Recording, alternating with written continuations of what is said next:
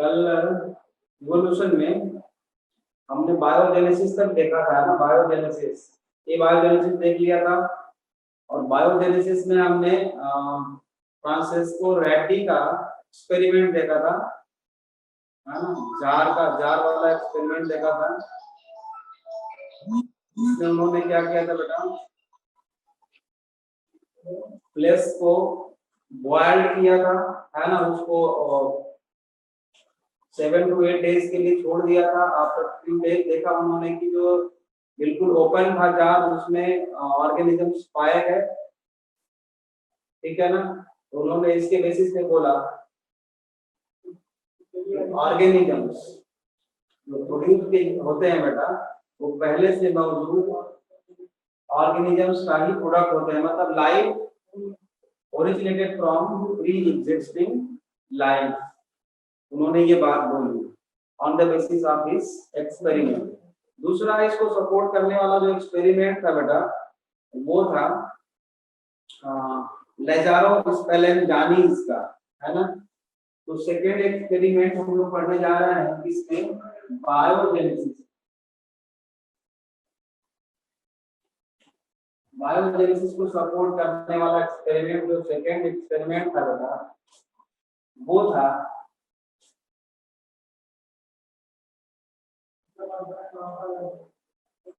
स्पेलेंजानीज experiment, लेजारो स्पेलेंजानी या स्पेलेंजानी experiment. इन्होंने भी वही काम किया, लेकिन इन्होंने क्या किया बेटा, फ्लास्क लिया प्लस ब्रॉथ कल्चर लिया, ब्रॉथ कल्चर। ब्रॉथ मीन्स बेटा सूप लिया, है ना, सूप किसका, जिसमें कि बेटा एनिमल्स एंड वेजिटेबल्स था। ये जो था किसका सूप था बेटा, एनिमल्स प्लस वेजिटेबल का सूप बनाया उन्होंने और फ्लास्क में लिया, है ना, फ्लास्क में लिया। बाकी सारा एक्सपेरिमेंट उन्हीं के जैसा था, है ना, ये लिया इन्होंने, इसको भी ढक करके रखा इन्होंने। बाकी इनका सारा एक्सपेरिमेंट उन्हीं के जैसा था, फ्रांसिस्को रेड्डी के जैसा। मतलब इस स्पेलेंजानी में आपको सिर्फ ब्रॉथ कल्चर याद रखना है ना, एक्स्ट्रा दिया। ब्रॉथ क्या है बेटा, सूप था, पूरी तरह बॉइल्ड किया हुआ, है ना। एक और एक्सपेरिमेंट था इसमें बेटा, एक और एक्सपेरिमेंट था पॉस्चर का ना,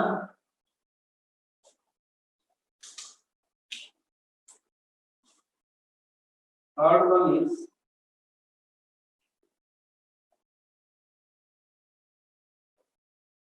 पॉस्चर्स एक्सपेरिमेंट। इन्होंने क्या किया बेटा, इन्होंने भी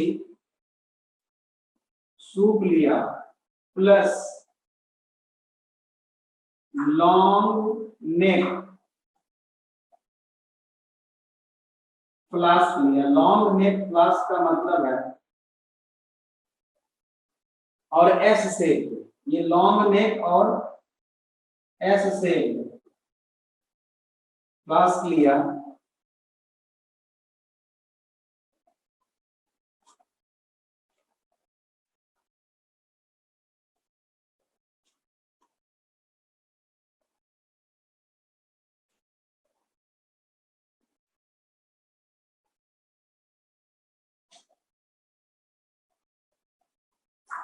ये स्प्रिट लैंप मैंने बना दिया और इसमें इन्होंने सूप लिया, है ना, लॉन्ग नेक, इसमें मतलब ब्रॉथ कल्चर उन्होंने भी लिया था। ब्रॉथ देख लो, पॉस्चर का एक्सपेरिमेंट लॉन्ग नेक फ्लास्क वाला था, याद रखना है आपको। इन्होंने क्या किया बेटा, बिल्कुल ओपन रखा, बट इसकी नेक जो है बहुत लंबी है, बॉइल्ड कर दिया इसमें, 7 to 8 डेज तक छोड़ दिया, ठीक है। फिर इसको ऐसे मूव करा के बेटा, यहाँ से कुछ इसमें का मटेरियल निकाल के चेक किया, नो लाइफ, उसमें कोई लाइफ नहीं थी, समझ रहे हो। फिर क्या किया उन्होंने, यहां से तोड़ दिया,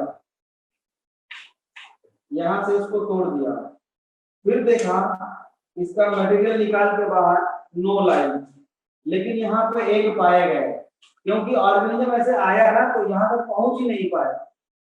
फिर उन्होंने क्या किया बेटा, ये पूरा इतना तोड़ दिया, फिर इसके बाद इसका निकाल के देखा बेटा तो लाइफ का एग्जिस्टेंस यहाँ पे पाया गया। इसका मतलब क्या हुआ, जो जब इसकी नेक जो है लॉन्ग थी बेटा, तो ऑर्गेनिजम्स नहीं पहुंच पाए थे यहाँ तक, बाद में पहुंच गए। सिंपल सा एक्सपेरिमेंट है, आपको याद रखना चाहिए, ठीक है ना, समझ में आ गया होगा, ठीक है। बात वही है बायोजेनेसिस वाली, लेकिन क्वेश्चन वही का वही है बेटा, अभी भी फर्स्ट लाइफ कैसे आई, इन्होंने तो बता दिया कि चलो अप्रूव भी कर दिया कि लाइफ का जो एग्जिस्टेंस है वो प्री लाइफ से ही पॉसिबल है, ठीक है ना, यहाँ तक समझ में आ गया होगा आपको। नेक्स्ट थियरी हम लिखते हैं बेटा, theory of catastrophism, theory of number चाहे जो भी होगा, मुझे लगता है नंबर मुझे याद नहीं है, थियरी ऑफ कैटास्ट्रोफिज्म,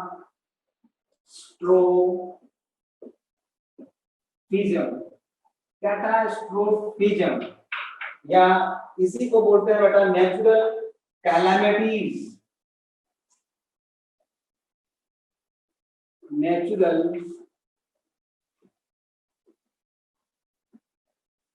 कैलामिटीज, प्राकृतिक आपदा। नेचुरल कैलामिटीज का क्या मतलब होता है बेटा, प्राकृतिक आपदा, है ना, जैसे अभी चल रहा है आप लोग जानते हो, ये भी कोरोना है ना, डिजीज, तो कभी कभी ऐसी डिजीज आ जाएगी, या कोई नेचुरल कैलामिटी के फ्लड भी आ जाएगा बेटा, है ना, ड्रॉट भी आ जाएगा, सूखा पड़ गया, फूड की अवेलेबिलिटी खत्म हो गई, तो बहुत सारे वैरायटी ऑफ स्पीशीज इसमें मारे जाते हैं, है ना, नेचुरल कैलामिटीज में। इसको दिया था बेटा क्यूवियर ने,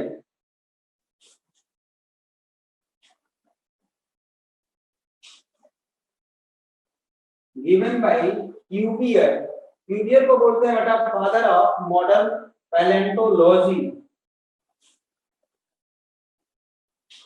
father of modern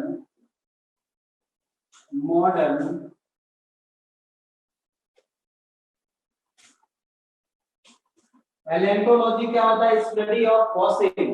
palaeontology means क्या होता है बेटा, स्टडी ऑफ फॉसिल, फॉसिल की स्टडी को हम पैलेंटोलॉजी बोलते हैं। क्यूवियर को हम फादर ऑफ मॉडर्न पैलेंटोलॉजी भी बोलते हैं। इन्होंने दिया था, क्यूवियर ने दिया था। According to this theory, according to this, लिखो समझ में आ जाएगा, मैं बोल रहा हूँ। इन्होंने बताया कि कई बार क्या हुआ कि लाइफ जो है, जो अर्थ पे है अभी, वो कई बार रिक्रिएटेड हुई है ना, एक बार क्रिएट हुआ ड्यू टू नेचुरल कैलामिटी, सारे के सारे खत्म हो गई लाइफ, फिर से आई, ऐसा बोला क्यूवियर ने। तो लिखिए अकॉर्डिंग टू क्यूवियर, या अकॉर्डिंग टू दिस थियरी, या according to Cuvier, life recreated on this earth, life recreated on this earth by supernatural power, by supernatural power several times,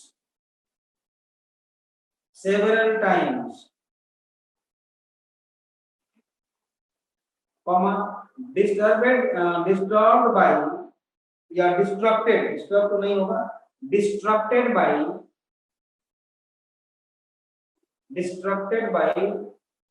natural calamities, distracted by natural calamities and recreated by that and recreated by that supernatural power again. Supernatural power again.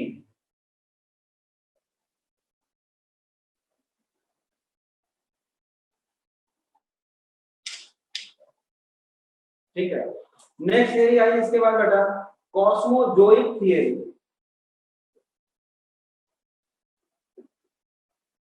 Cosmozoic, देखो जोइक लग गया word, मतलब जू life animal, cosmozoic theory, या इसी को बोलते हैं बेटा theory of panspermia.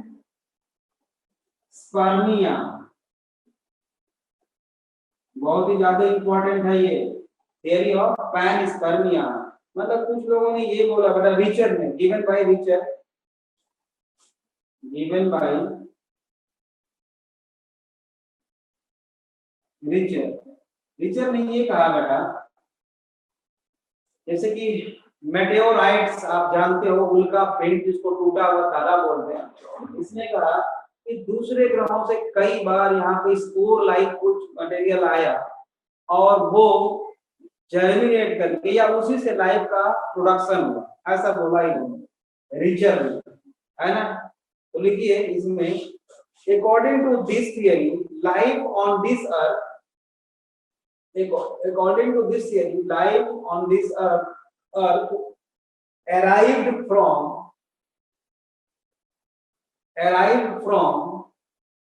other planet, arrived from other planet or cosmic bodies, or cosmic bodies with falling meteorites।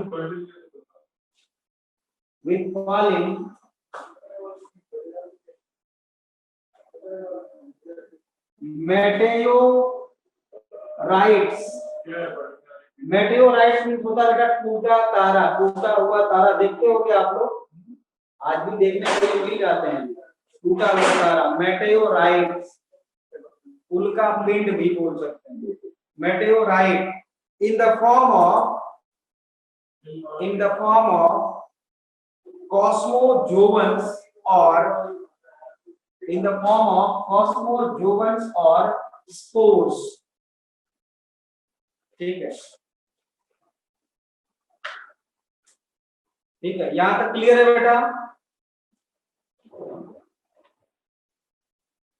यहां तक क्लियर है, हाँ या ना, ठीक है, बहुत आसान है, तो हिस्ट्री के जैसा है बेटा, लेकिन ये सारे के सारे एक्सेप्टेड थियरी है नहीं, बस ऐसे कहने सुनने के लिए बढ़िया है, ठीक है। मोस्ट सुटेबल थियरी जो है बेटा वो अब हम पढ़ने जा रहे हैं, most suitable theory,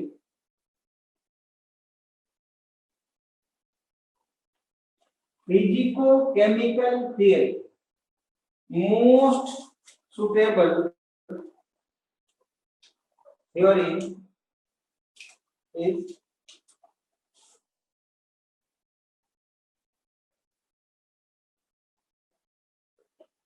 physico chemical theory, ठीक है ना, physico chemical theory given by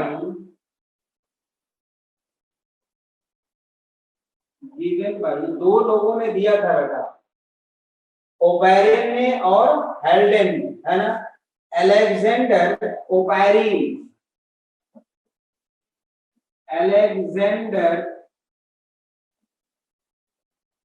Oparin, इस नाम से ज्यादा फेमस है Oparin, and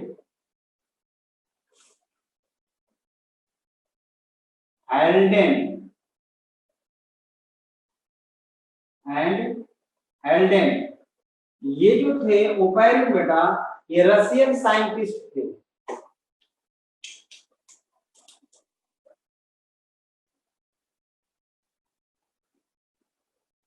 Russian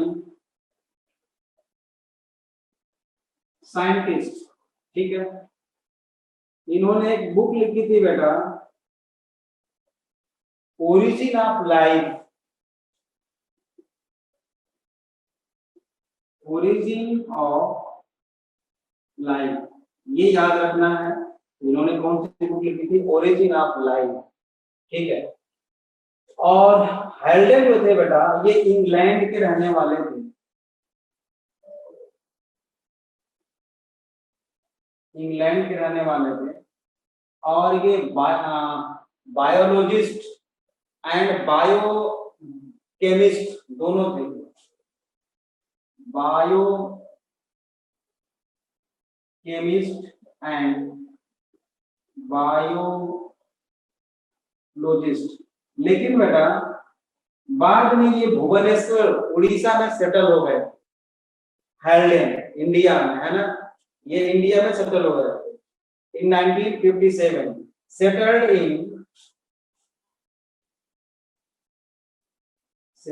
in India in 1957, Bhubaneswar Orissa.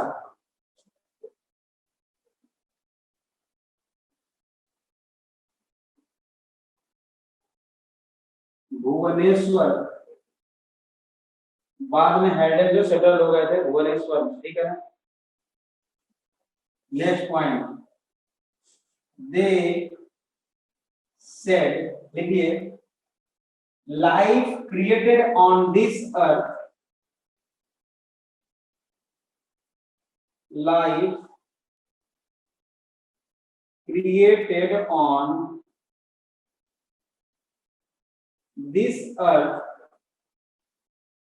by 3 different steps। इन दोनों लोगों ने कहा, याद रखना है, ओपेरिन है, हेल्डेन ने कहा बेटा कि लाइफ जो अर्थ पे क्रिएट हुई बेटा, वो 3 डिफरेंट स्टेप में हुई। और वो है, पहला केमोजेनिक,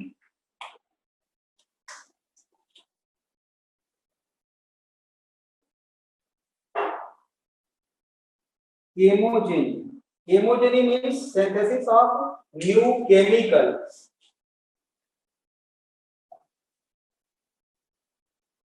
synthesis of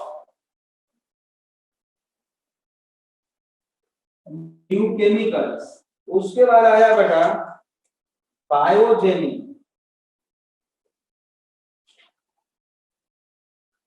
बायोजेनी मीन्स बायो और jenny means production, bio means life, है ना, formation of first life,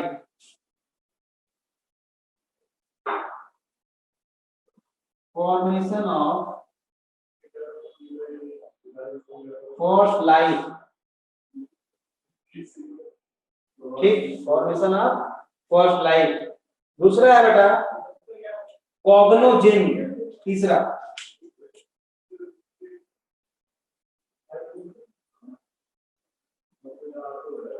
कॉग्नोजेनी, कॉग्नोजेनी means होता है बेटा डाइवर्सिटी ऑफ लाइफ, है ना,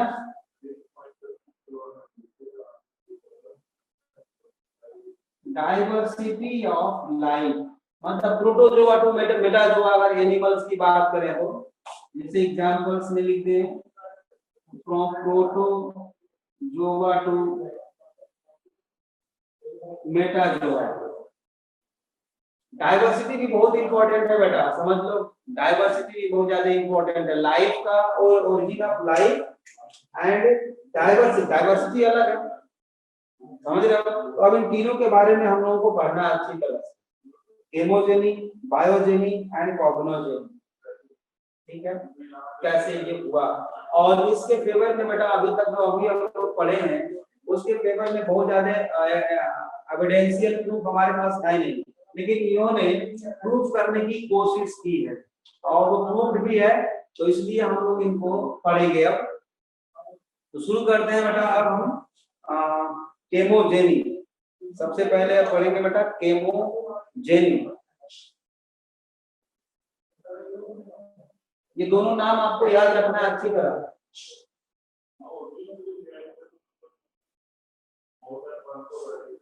फिजिको केमिकल थियरी में बेटा केमोजेनिक number 1।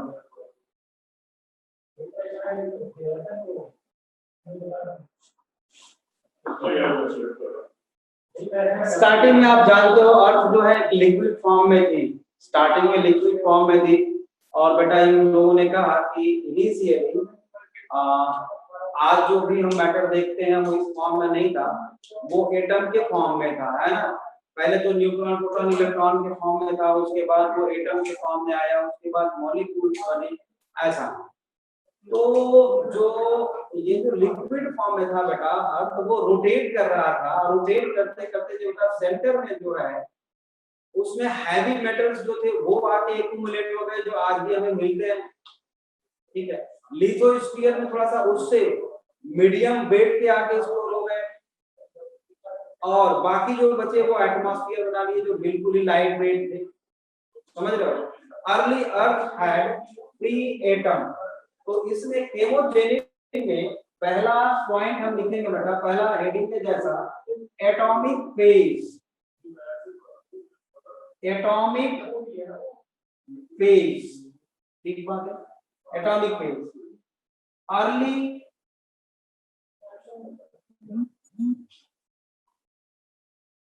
Earth had free atoms, free atoms, ठीक है। और उस समय ऑक्सीजन था या नहीं था? नहीं था। तो एटमॉस्फेयर कैसा था बेटा?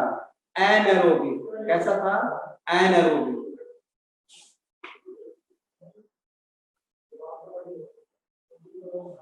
एनारोबिक एटमॉस्फेयर था उस समय, समझ गए।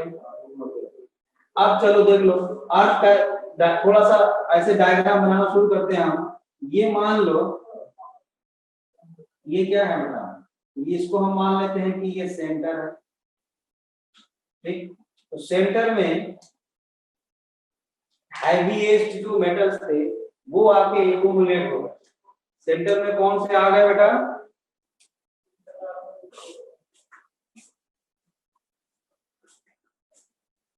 Heaviest atoms. अब हैवीएस्ट एटम कौन कौन से होते हैं? जैसे कि आयरन है, निकिल है, कॉपर है, आयरन, निकिल, कॉपर एक्सेट्रा। और इसके ऊपर बेटा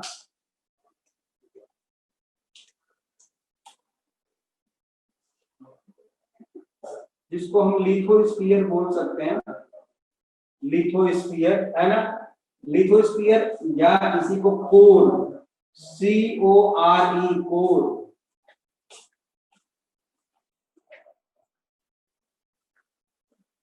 इस कोर में बेटा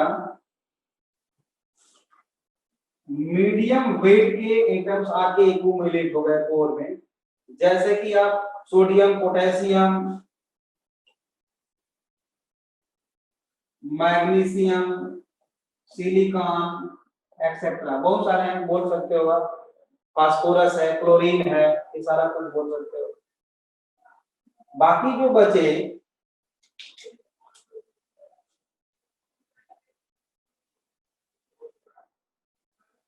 वो बाहर आ गए एटमॉस्फेयर में, ठीक है। प्रिमिटिव एटमॉस्फेयर था उस समय, प्रिमिटिव एटमॉस्फेयर था। तो क्या उस समय ऑक्सीजन था यहाँ पे? नहीं, ऑक्सीजन नहीं था। जो सबसे लाइट वेट थे वही थे, जैसे कि नाइट्रोजन, हाइड्रोजन, है ना, carbon, nitrogen, hydrogen, carbon etcetera, ठीक है। प्रिमिटिव एटमॉस्फेयर एनारोबिक था, विदाउट ऑक्सीजन था, ठीक है। यहां तक समझ में आ गया होगा, ऐसा इन्होंने बोला। एविडेंस हम लोग बाद में देखने वाले हैं अभी, ठीक है ना।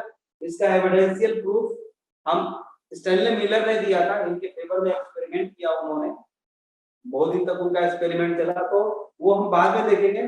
पहले क्या कहा इन्होंने वो देख ले रहे हैं। तो मान लो एटम बन गया, उससे उसके बाद वाला स्टेप क्या आएगी, मॉलिक्यूल वाला स्टेप आएगा। जब ये आपस में रिएक्ट करके मॉलिक्यूल्स बनाएंगे तो नेक्स्ट पॉइंट लिखेंगे बेटा, देखो एटॉमिक फेज था। दूसरा पॉइंट लिखेंगे इसमें ओरिजिन ऑफ मॉलिक्यूल्स। दूसरा है बेटा origin of molecules or simple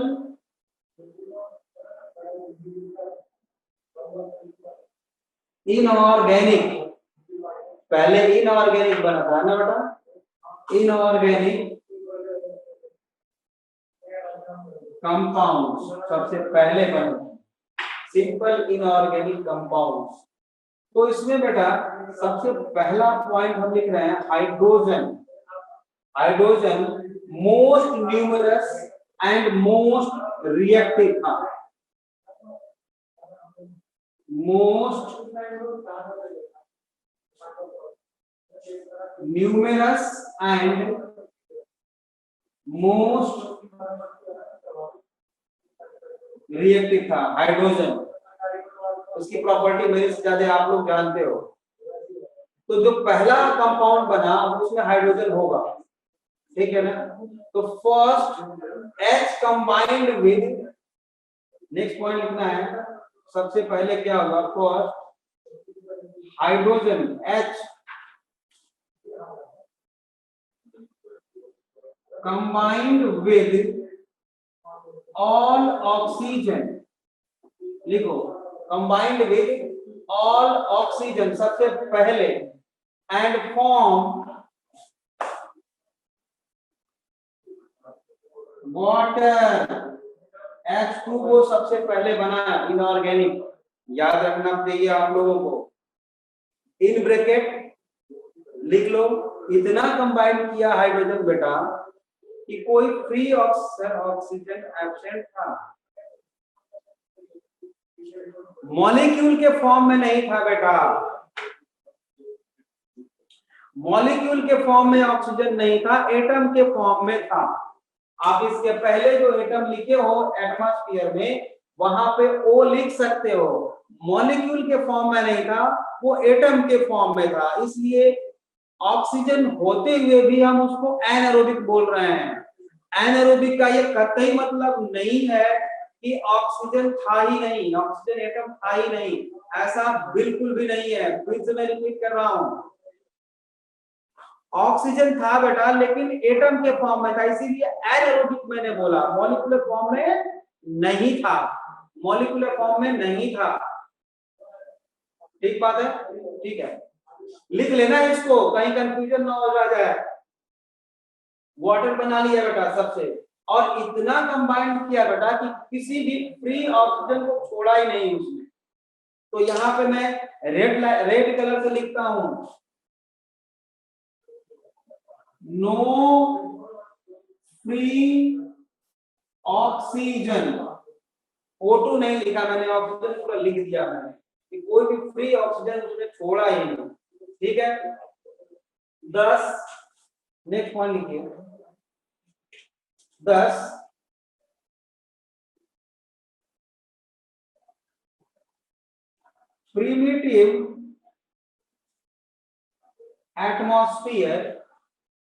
primitive atmosphere was reducing atmosphere, was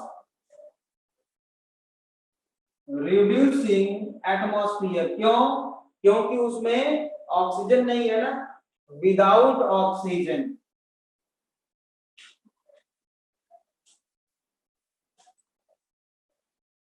ठीक है, विदाउट ऑक्सीजन, ठीक है। तो और प्रेजेंट एटमॉस्फेयर कैसा है बेटा, प्रेजेंट एटमॉस्फेयर कैसा है, ऑक्सीडाइजिंग एटमॉस्फेयर। याद रखो चाहे लिख लो चाहो तो, प्रेजेंट एटमॉस्फेयर कैसा है, ऑक्सीडाइजिंग एटमॉस्फेयर है, लिख लो, मतलब कि ऑक्सीजन अवेलेबल है। Next point, hydrogen also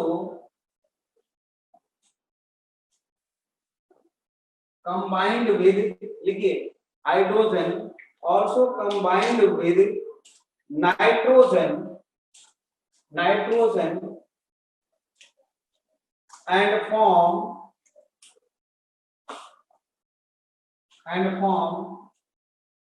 NH3 ammonia. देख लो, इनऑर्गेनिक दूसरा बना, इनऑर्गेनिक बना अमोनिया, याद रखना है, ठीक है ना। तो so first compound of primitive earth, so first compound of primitive earth is, क्या हो गया, H2O and NH3, H2O and NH3, ये दोनों हो गए कंपाउंड, ठीक है। अब यहां तक समझ में आ गया आपको। अब लिखेंगे बेटा, कंपाउंड तो बन गया, अब origin of simple organic compounds, ये तो इनऑर्गेनिक बना दिया हमने, इनऑर्गेनिक बनने के बाद बेटा ऑर्गेनिक बना, तो origin of simple organic compounds,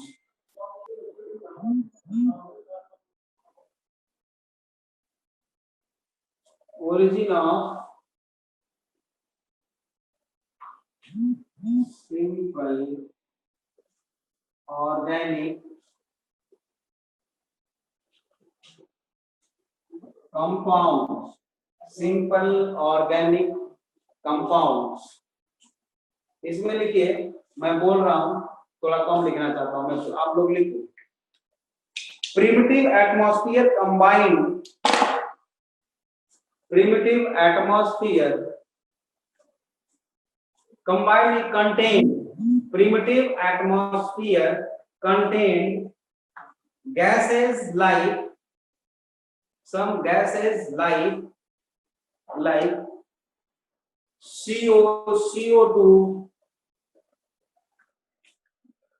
carbon monoxide, carbon dioxide, देखो ऑक्सीजन बनने के पहले की बात है ये, carbon dioxide, nitrogen and hydrogen etcetera, ये सारी गैसेस थी एटमॉस्फेयर में, ये सारी गैसेस थी, कहां से आई थी अभी छोड़ दो, बाद में देखेंगे, ठीक है ना, समझ में आया बात। नेक्स्ट पॉइंट की, nitrogen and carbon, nitrogen plus carbon plus metallic ions, ऐसे लिखो, nitrogen plus carbon, carbon plus metallic ions form, metallic ion forms nitrides, nitrides and carbides, nitrides and carbides, शायद ऐसा होता है, मुझे नहीं पता बहुत अच्छी तरह, भूल गया हूं मैं केमिस्ट्री, आप लोगों को ज्यादा पता होगा, नाइट्राइड्स एंड कार्बाइड्स, ठीक है। नेक्स्ट पॉइंट लिखिए, water vapour plus metallic carbides, water vapour plus metallic carbides form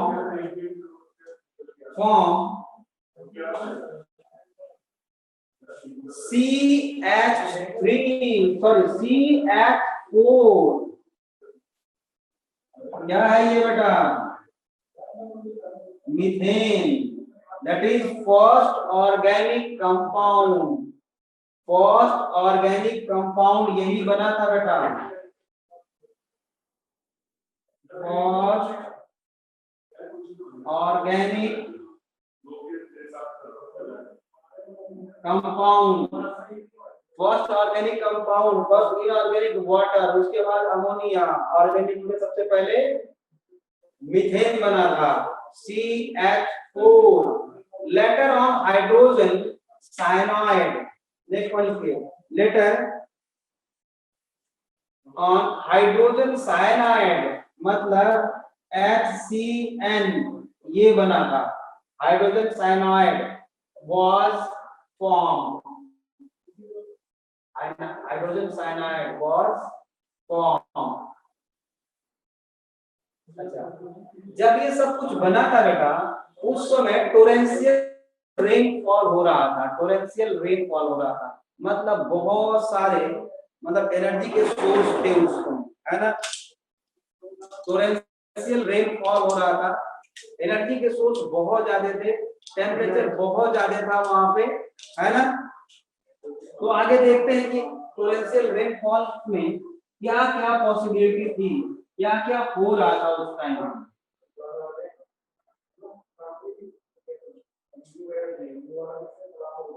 इसको मैं समझा देता हूँ, अभी केमोजेनिक ही चल रही है बेटा। इन दिस टाइम जब ये कंपाउंड्स बन रहे थे उस टाइम पे टोरेंशियल रेनफॉल चल रहा था बहुत ज्यादा, है ना, पॉलन। अब इसमें क्या हो रहा था, इसके कारण टेम्परेचर बहुत ज्यादा था, जो भी वाटर मॉलिक्यूल फॉर्म हुआ वो गैसियस फॉर्म में हुआ, जितना भी वाटर मॉलिक्यूल बना वो गैसियस फॉर्म में तुरंत कन्वर्ट हो जा रहा था। तो water rush down, water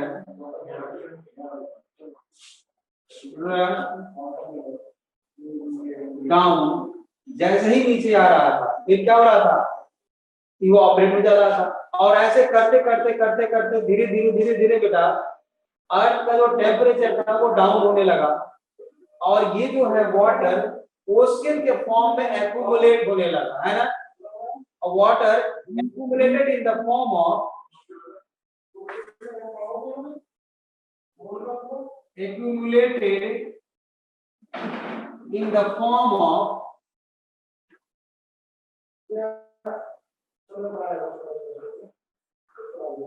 ocean, ocean के फॉर्म में बेटा स्टोर होने लगा, एक्यूमुलेट हो गया होने लगा। लेकिन कब की बात ये हम कर रहे हैं, एंशिएंट, एंशिएंट ओशियन की बात कर रहे हैं, आज की नहीं, ठीक है। अब इसमें जो ओशियन था बेटा, इसमें क्या क्या था, कौन कौन से compound, dissolve NH3,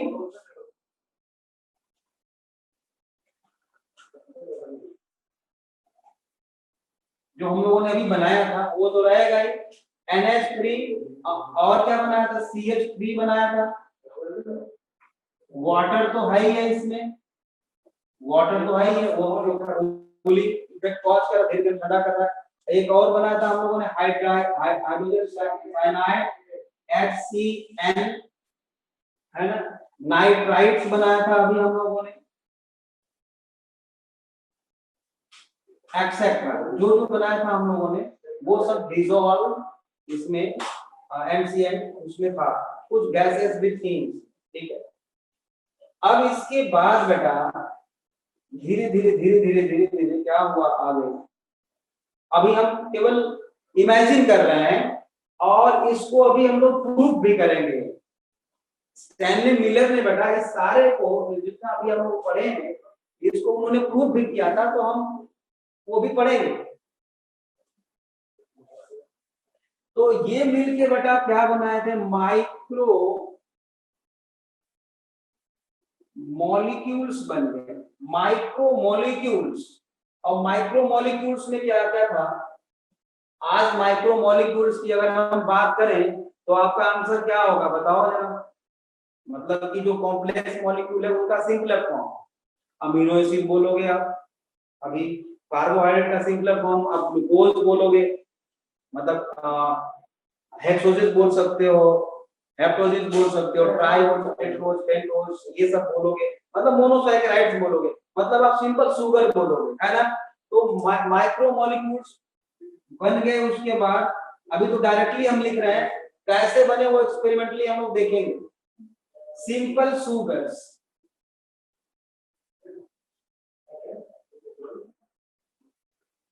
simple sugar में राइबोज, डीऑक्सीराइबोज, है ना, ये लिख सकते हो आप सारा, हेक्सोज, ग्लूकोज भी लिख सकते हो, इसके बाद और क्या बना बेटा, नाइट्रोजिनस बेसिस, नाइट्रोजिनस बेसिस बन गया देखो। और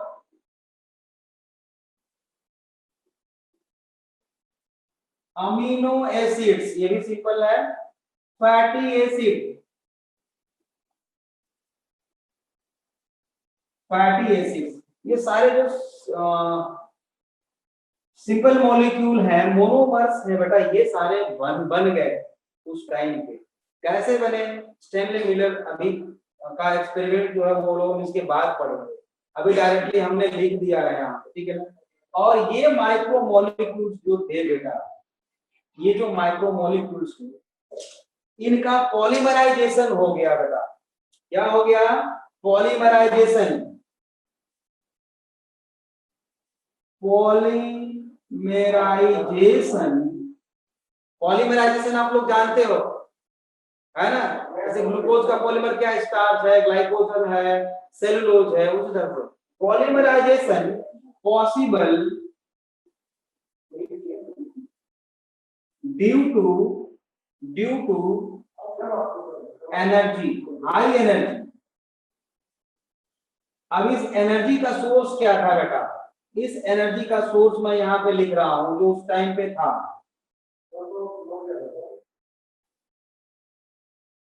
है ना, इलेक्ट्रिक डिस्चार्ज, इलेक्ट्रिक डिस्चार्ज, ठीक है, यूवी रेज, यूवी रेज और high temperature, high temperature radio active element, इनसे एनर्जी मिलती थी, ठीक है। ये एक्सटर्नल सोर्स ऑफ एनर्जी था। इन सभी को हम क्या बोलेंगे बेटा, दीज आर द एक्सटर्नल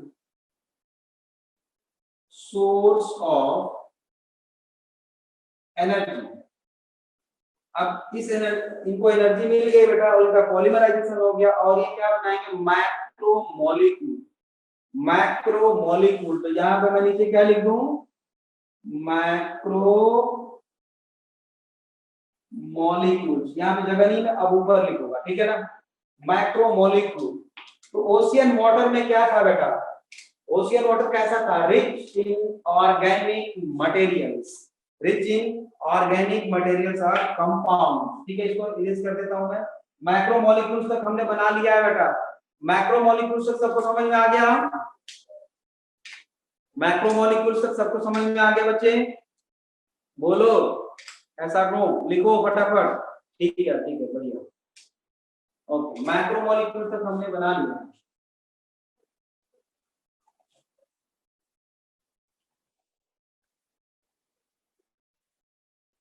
केमोजेनी हमारा चल रहा है, केमोजेनी, इसके बाद हम लोग बायोजेनी पढ़ेंगे, बायोजेनी के पहले सारे एक्सपेरिमेंट भी पढ़ना है ना। आगे देखो, मैक्रो मॉलिक्यूल्स, मैक्रो मॉलिक्यूल्स बन गया बेटा।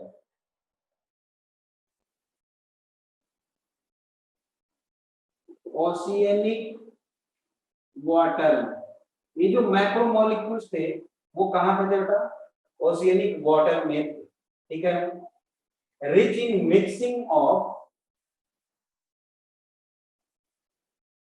rich in mixture of organic compounds, organic compounds। अब इसी ऑर्गेनिक या मिक्सचर को बेटा दो नाम दिया गया, ठीक है, hot dilute fruit, hot dilute sugar, किसने कहा था बेटा? हेल्डेन ने कहा।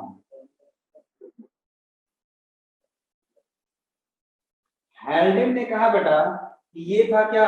हॉट डाइल्यूट सूप, जो सी वाटर में ऑर्गेनिक कंपाउंड्स का मिक्सचर था, उसको हॉट डाइल्यूट सूप का हेल्डेन ने। ठीक है, इसी को डार्विन ने कहा prebiotic soup. Prebiotic soup by Darwin. बेटा डार्विन ने इसी को प्रीबायोटिक सूप बोला। प्रीबायोटिक मतलब जिससे कि लाइफ की ओरिजिन हो सके। बायोटिक, प्रीबायोटिक, बायोस के पहले मतलब लाइफ के पहले, लाइफ ओरिजिनेट होने के पहले, ओरिजिन ऑफ लाइफ के पहले, अब इसी से लाइफ आगे प्रोड्यूस की जानी है। इनको हॉट डाइल्यूट सूप का हेल्डेन ने। ये बहुत ही इंपॉर्टेंट लाइन है बेटा, आपको याद रखना, इसको याद रखना ही पड़ेगा। ठीक है ना? अब है बेटा नेक्स्ट जो है experimental evidence for a biogenic evolution of life. ये ए बायोजेनिक चल रहा है बेटा, ये जो मॉडर्न है थियरी, फिजिको केमिकल थियरी, ये ए बायोटिक ही तो चल रही है। और ए बायोटिक को हमने डिस्कार्ड किया था कल, लेकिन एक्चुअली वही चल रहा है। लेकिन वो जो लोग बताए थे उनके पास कोई एविडेंस नहीं था, एविडेंशियल प्रूफ नहीं था, और यहाँ पे हम प्रूफ देने वाले हैं आपको। ठीक है ना? तो फिजिको केमिकल थियरी में, केमोथेरी में हमने क्या क्या हुआ स्टेप बाय स्टेप वो तो पढ़ लिया। अब इसका एविडेंशियल प्रूफ देखने जा रहे हैं बेटा, given by Stanley Miller. Given by Stanley Miller.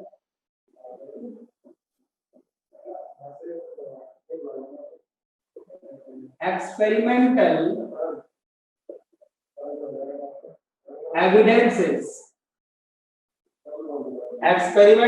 evidences for abiogenic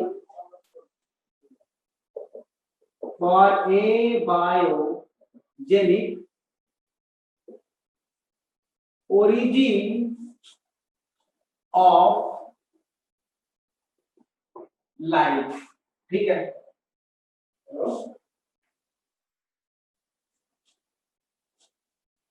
पहले सेटअप बना लेते हैं बेटा, है ना? किसने दिया था बेटा? ये स्टैनले मिलर ने। गिवन बाय स्टैनले मिलर, बहुत फेमस है ये बेटा स्टैनले मिलर। 1953 में दिया था, 1953 स्टैनले मिलर।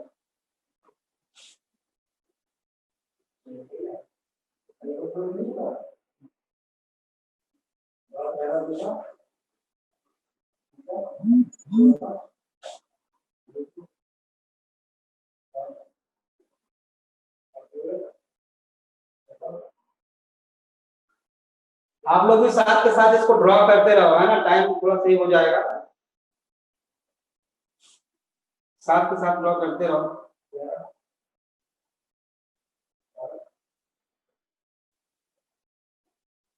यहाँ पे मैं स्प्रिट लैंप लगा देता हूं। ये वाटर है बेटा, क्लोज वेसल है। ये वैक्यूम करने के लिए एक होल है वहां पे, और ये ऐसे है कुछ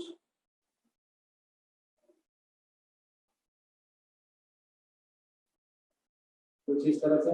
यहाँ पे एक रेगुलेटर मैंने लगा दिया, ये रेगुलेटर है, ऐसे रेगुलेटर है।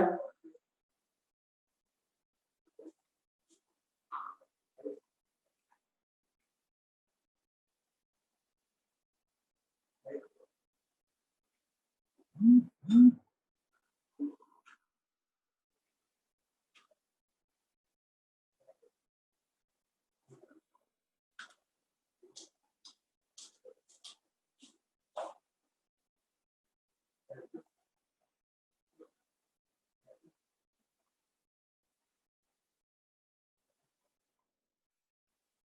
ब्लैक कलर से जो मैंने बनाया है बेटा, ये है कंडेंसर, और यहाँ पे इलेक्ट्रोड मैंने बना दिए पॉजिटिव और एक नेगेटिव।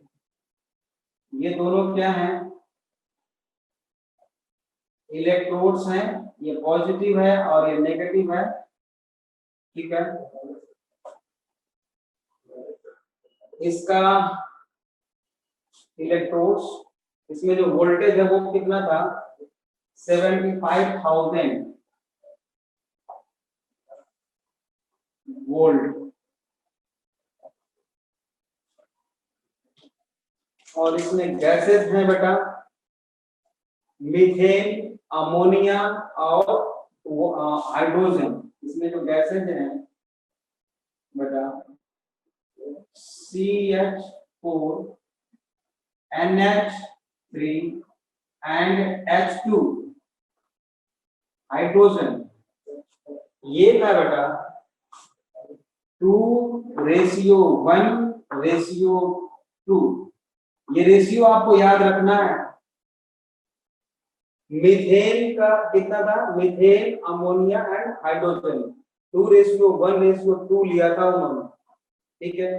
और वाटर जो था बेटा, वाटर वो वेपर के फॉर्म में था। देखो यहां से हीट करेंगे तो वाटर वेपर के फॉर्म में चलेगा, यहाँ पे आएगा वाटर वेपर के फॉर्म में, मतलब इसमें वाटर भी है, उसका कोई परसेंटेज नहीं है, ठीक बात है।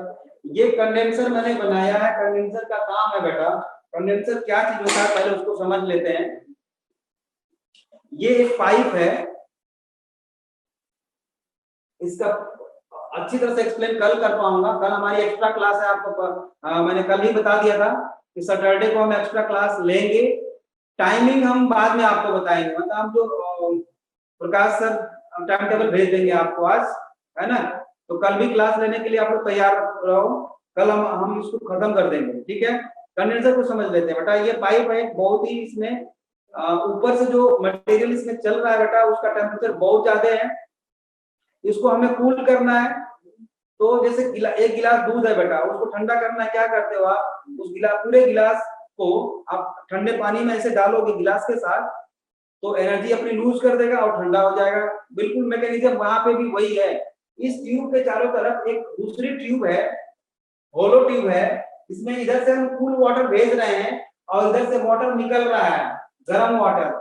इसमें हमने वाटर भेजा बेटा इधर से, और ये गर्म चीज इधर से आ रही है बेटा, तो ये जो वाटर जो निकलेगा वो गर्म होकर निकलेगा, हॉट वाटर निकलेगा और वो ठंडा कर देगा। इस ट्यूब पे जो कुछ भी होगा उसको, उसका टेम्परेचर डाउन कर देगा। तो जो इधर आएगा बेटा उसका थोड़ा टेम्परेचर कम होगा, इधर से आसानी से निकाल के उसको हम एग्जामिन कर सकते हैं कि उसमें क्या चीज है। ये सेटअप आपने बना लिया होगा, बाकी इसको एक्सप्लेन मैं और अच्छी तरह से कल कर पाऊंगा, ठीक है ना। कल हमारी एक्स्ट्रा क्लास है, याद रखना है आप लोग।